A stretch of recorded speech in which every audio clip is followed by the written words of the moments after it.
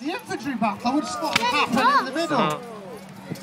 Not that the artillery does not have a very adequate way of defending itself if it does go wrong. You can see now also that this is a fairly time-consuming process. And again, these cannons are muzzle loaded. You can see the round goes in, rammed in there. A friction primer needs to be put on the other end, and only then is it ready to fire. Once that's done, the barrel needs to be, as you can see, mopped to make sure there's no charge still left in it. It's also wormed out to make sure there's no debris left, and only then is it safe to put another round in the barrel. Even so, these weapons were from a bygone era. They've never been improved. And why? Because they were actually way better than they needed to be. Even the smoothbore Napoleon could fire a mile and hit a bar. Most battles took place at less than that range.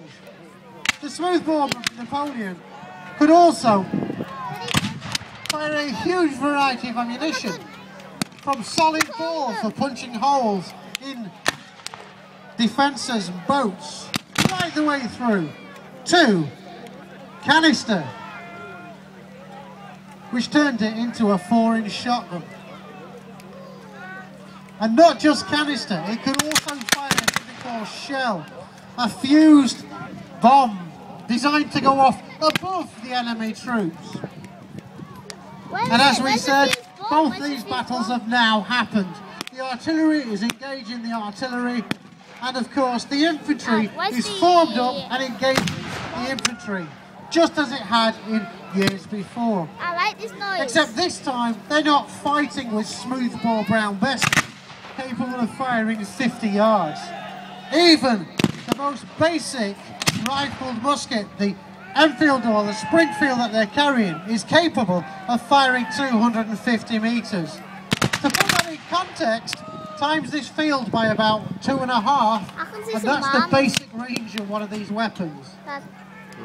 Obviously, we only have this arena, so please, this would have not happened at this range. It would have been about 2.5 times this range to 5 times this range at least. But we obviously have to get it into the ground that we have. So we're going to have to ask you to suspend disbelief in that respect just for the moment. How come no one's been shot yet? Because they won't be able to reach the bullets, the pellets or the fire. They have to move forward, and then that's when they start aiming. Because they were old guns. Doing the distraction. Yeah.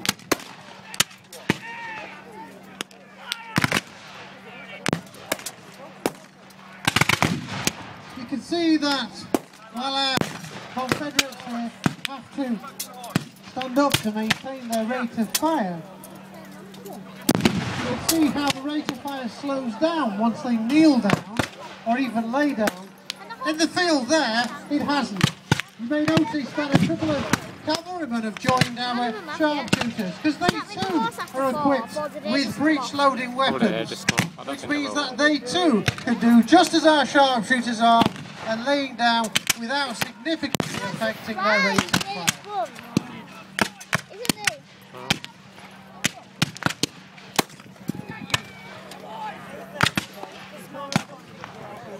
Come back a bit.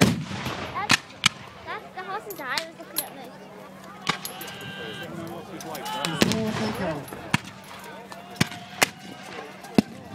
For the Confederates, it's important to win. There's a lot of resource on this battlefield, starting with these 3 cannons. It would be unthinkable for them to lose them. They can't replace them. In the North, they could replace them tomorrow, but it'd be handy if they could deprive the Confederates of them.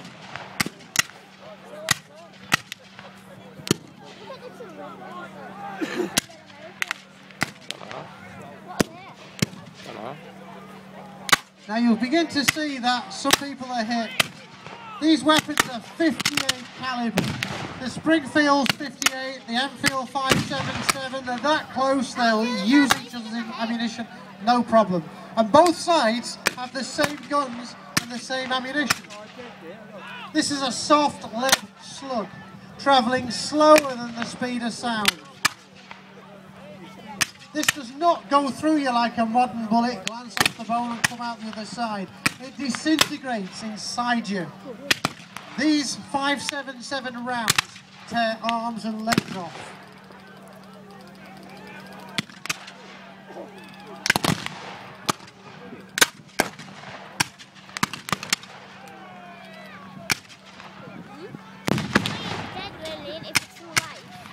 No, not true. What? Just pretend, isn't it? No, that's what it said. It's playing dead for true life. It's playing dead. None of the, two of the Americans have stopped. Now, as I said, ladies and gentlemen, this would normally be taking place at 4 to 5 times this range, but we've only got this field. Imagine if you go over these paths. That'd be good, wouldn't it? Whoa. It took me out. You can see in the middle of the Union line some bright red trousers. I don't know if you can see them. One lot of New Yorkers called the 14th Brooklyn. They're a bunch of rich kids, and they decided to go to war wearing a very, very, very flashy uniform that had been worn by the French Zouaves in wars before. So they have these bright red trousers. These are called Red-Leg Devils. And they were all bad boy rich kids, basically. And they went to war in these uniforms. Basically, they got shot to bits. They were very obvious, and as the war progressed, a lot of these fancy uniforms begin to vanish. Even the frock coats and top hats of the 19th begin to be infiltrated by the more common forage caps and kepis and the short fighting four-coat sack coats that you begin to see everywhere. So the Union Army begins to look more generic as the war goes through.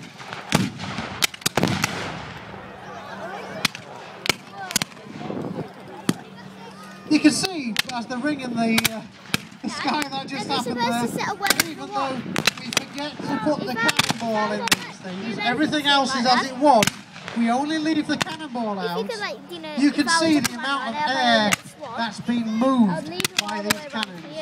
You can see the amount of force that's happening. I mean, isn't that what the actual general... cannon forward.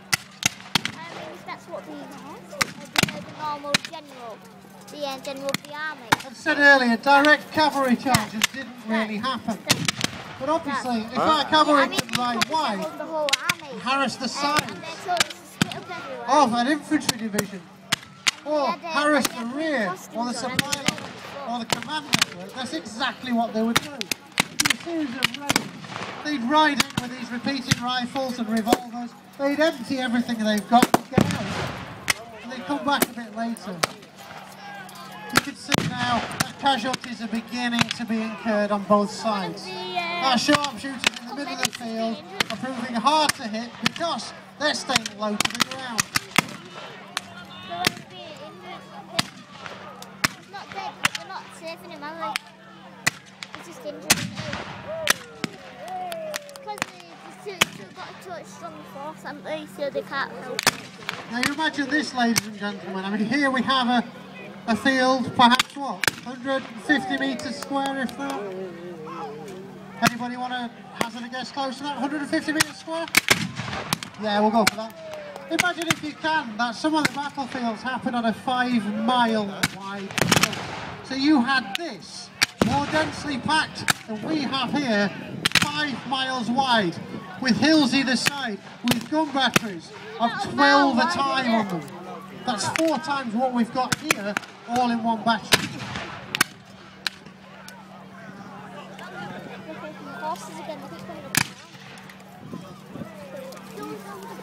And you can see as the casualties are mounted, the Confederate Union is actually galvanised.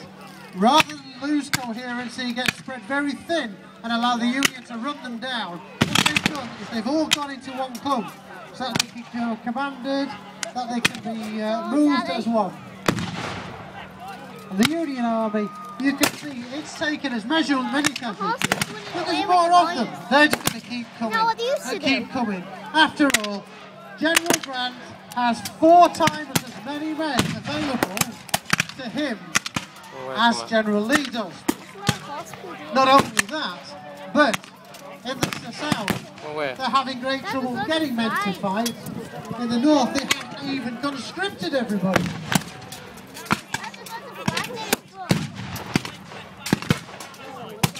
Now, as you can see, a slow retreat.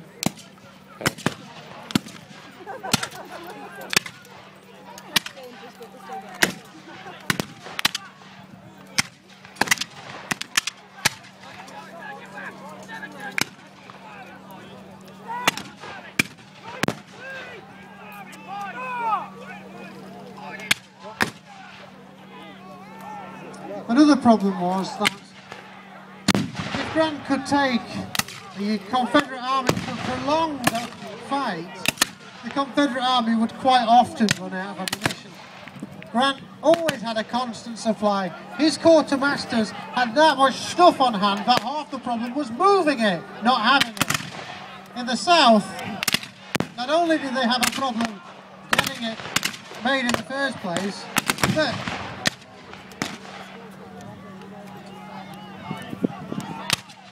move out the way from the rear of the horse.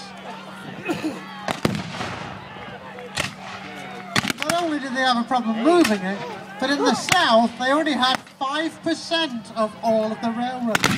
The north had 95% of them, and in the north they were all the same gauge. Not just that, but brilliant new engineers in the north. The north was getting industrialised, had built railroads from the north to the battlefield. You can see now also that the Confederates have actually managed to take out one Union gun, but the other Union gun still functions.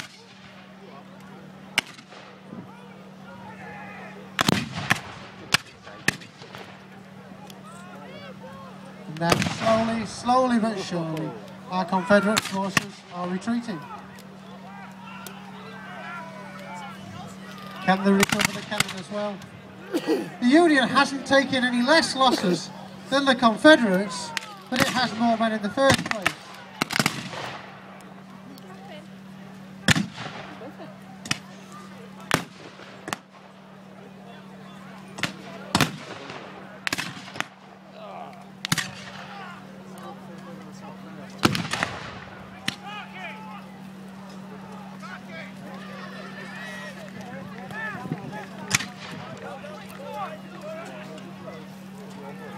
Trying now to cover his flanks, but his lines are getting increasingly thin.